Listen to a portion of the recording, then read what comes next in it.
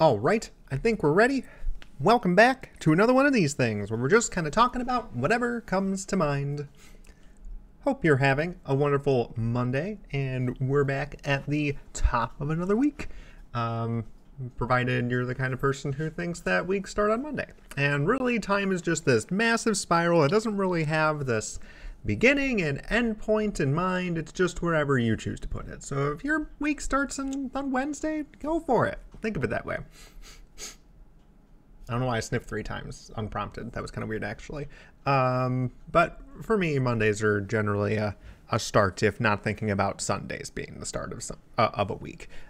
It's actually with the Kurzgesagt calendar that I had to kind of shift my mindset more to like Monday actually being the very front of the week, because if I'm not mistaken, yeah, okay.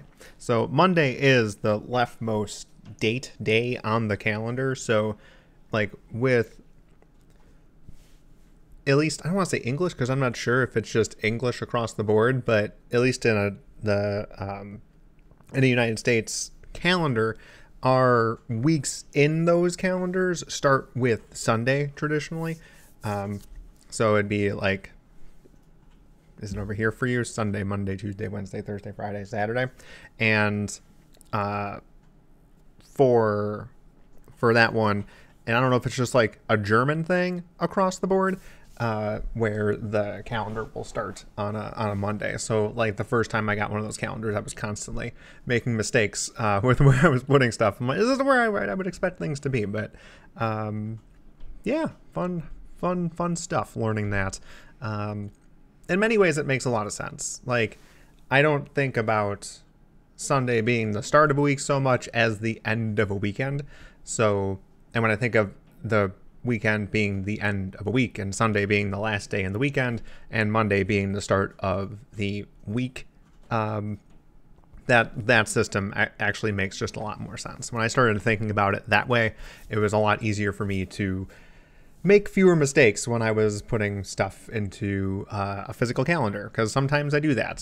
For the most part, I'm using a phone for like meetings and things, but for stuff I don't really want to, I guess it's not, I don't know why I do that. I guess it's maybe because writing things down helps me remember them better. Um, maybe a topic for one of these things. Um, Maybe we kind of talk about that for a little bit, actually. So I'm not sure. Like, it could just be, and I might have talked about this in like another one of these videos in the past, where it's like I try to write things down like in a digital format. I have a notes app that I use. I think it's Color Note, where I write down ideas for things that I want to come back to in the future. And I got a bunch of things that are just like things to talk about from like a video game perspective, stuff when I was like, if there were just like something that I had like encountered for the first time out in the world, for things that I'd like to talk about that I thought were kind of interesting.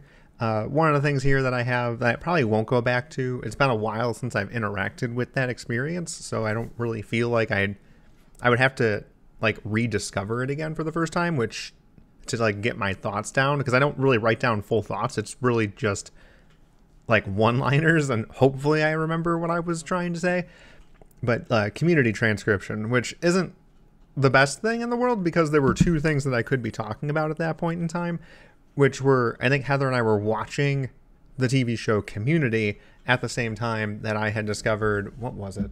The Discord for the Dear Hank and John transcription project, which is just going through the Dear Hank and John podcast and listening to that and transcribing the thing so that they have subtitles or people can go read through that content essentially.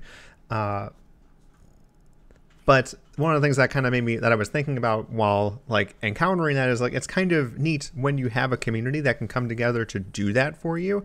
Typically you'd be paying somebody to do that, but when you have a bunch of people who care about the stuff that you're making and they do a good enough job just taking care of all that for you, it's not an expense you have to do. You have a community that takes care of that for you. And I wanted to explore a little bit of talk through a little bit of the kind of I guess I don't want to say ramifications, but like the effects of that from both sides. It's like you are benefiting from somebody doing something for you that you would otherwise be paying for, that most companies or people who are looking to not translate but transcribe their content so that it can be accurately subtitled in any fashion, then that's something that you would pay staff to do. And in this case, you're getting that for free because the community wants to do that. Something kind of nice about being a group of people or a person that people just genuinely care about, and they want to see you succeed because they are really behind your message and who you are, in addition to like all the stuff that you make. So like there's benefits on both sides, that content reaches more people, that the community thinks that it should be reaching. They wouldn't be doing this if they didn't feel like having this transcribed had value and helps reach more people. But at the same time, there are people who are still benefiting from that. Like it's a free labor, essentially. It's just volunteering to do this for other people. So I could probably cross that off the list. That's like the really short. I'm surprised I remember that, honestly. Like maybe it isn't so bad just like typing things down, but I initially reading those things, I don't remember them as well as when I just write them down physically. Like there's, and like I guess it's sort of a, like I still have to like talk through what I was hoping to convey. Like I doubt I would have been able to think about all the stuff that I just want to talk about there without talking about it. That bullet point in and of itself isn't enough for me to remember like that full outline of things I wanted to discuss. But talking about it for a little bit does sort of unlock everything that I was thinking about when I wrote down that bullet point. So maybe that's okay. It's doing an effective enough job at helping me remember things by like starting my brain down the snowball effect, where it's just like, okay, what could I have wanted to say? Well, I guess I could have said this or this or this, but I didn't write it down in that way. Like I only have one thing there. It says community transcription. I happen to remember that the reason I wrote that down wasn't because of the TV show Community. It was because of an actual transcription project that's run by a community of people supporting creators they like. And then I knew I wanted to talk about like kind of the caveats, the nuance involved in that. But that's something that if I were writing something physically down, I probably would have written down that full format. At least the only times that I know I do that, like when writing something down digitally, or when I'm putting together outlines for posts or like full things that I want to do, whether it's me, I'm about to talk, or I'm about to write a story or a blog post or something, or just a new page in general. Like I want to talk about a new environmental topic, so I create an outline of what I want to go over. I'll get into more detail there.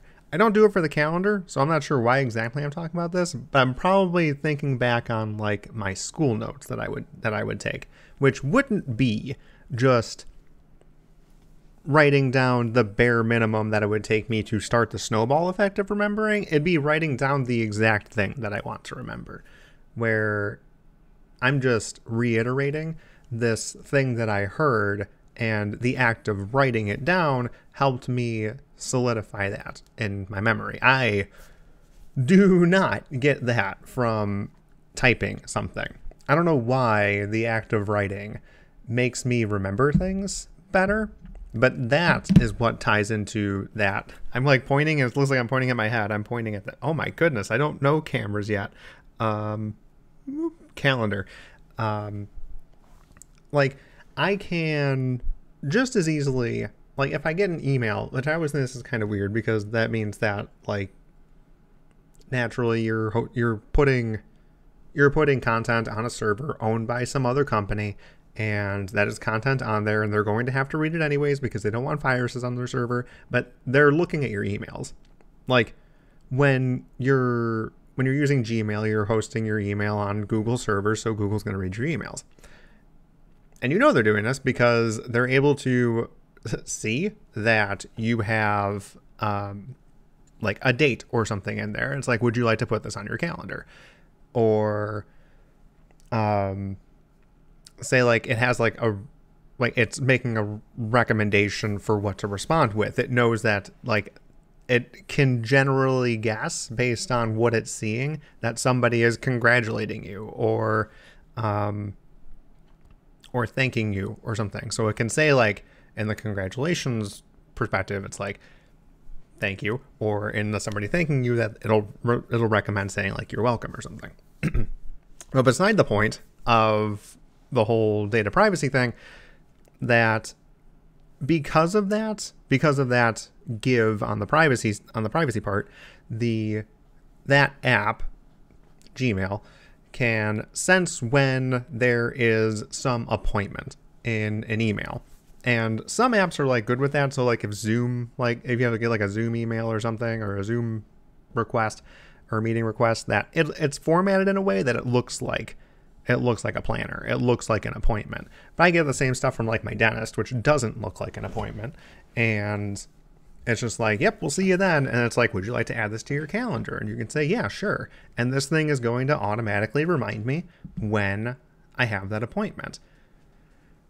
I probably wouldn't remember it if it was just being put into that calendar automatically. The things that I do remember, like on my own, are things that I do type things out for, I guess. So to that degree, I will remember that I generally have something. I know I have a meeting with staff from the local arboretum, the Morton Arboretum, on Monday. I don't remember what time, but I know it's on Monday because I had to make that myself.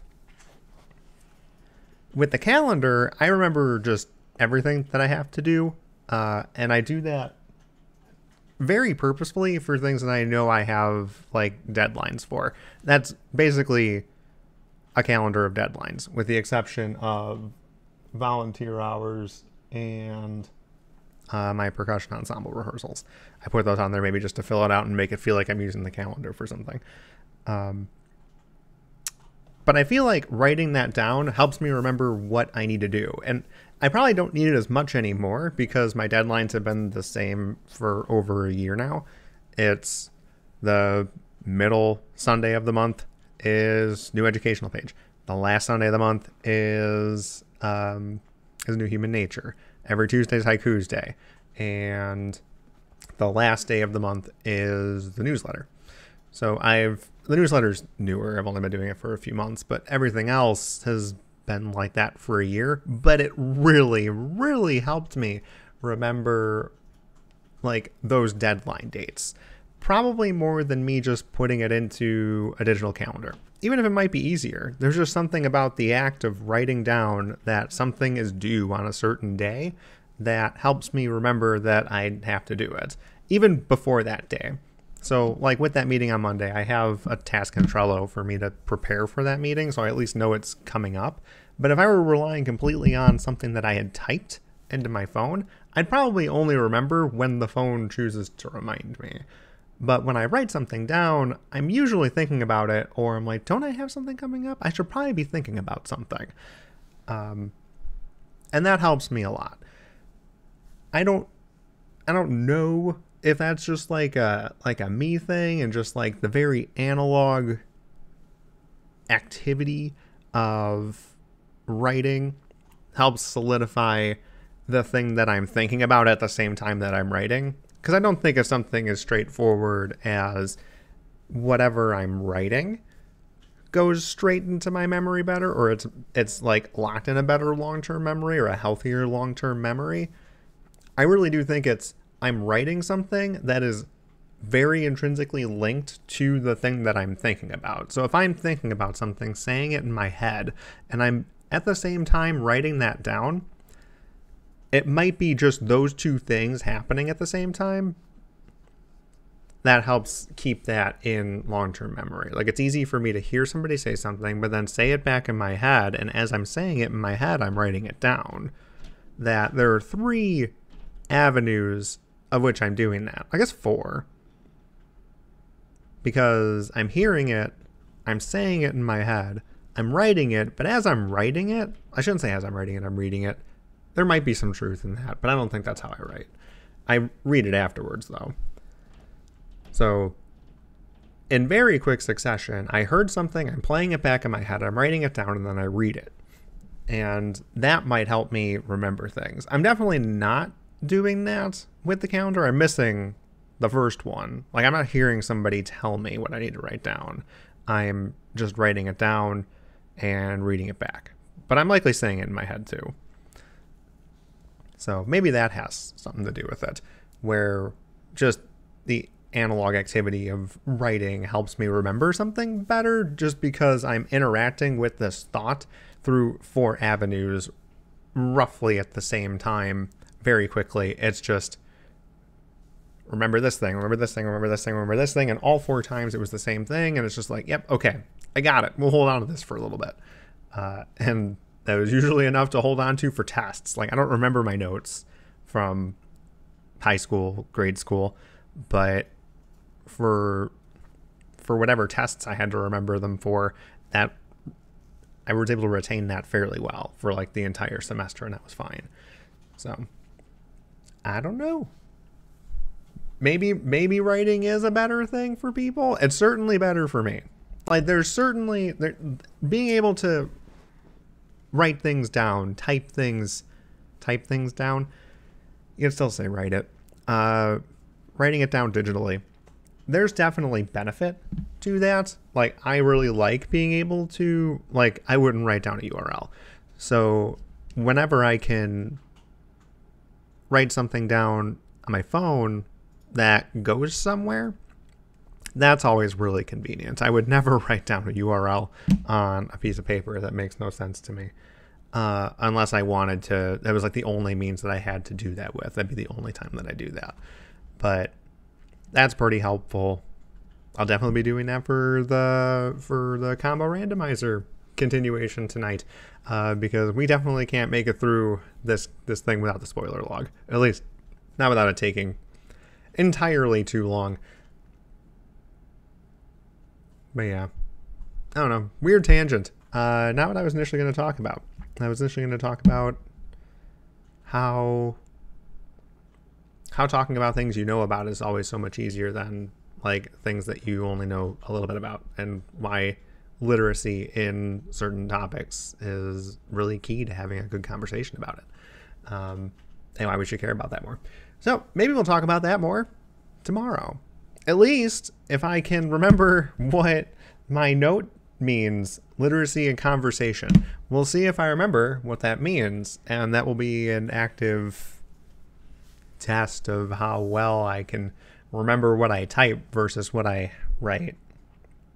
Except I have no control. So this is actually a terrible experiment, and I'm just probably going to prove that I'm just 1, bad at experiments, and 2, bad at remembering things in general. So we'll see what happens with that. Anyway, hope you're having a wonderful Monday, and we'll catch you in the next one. See ya.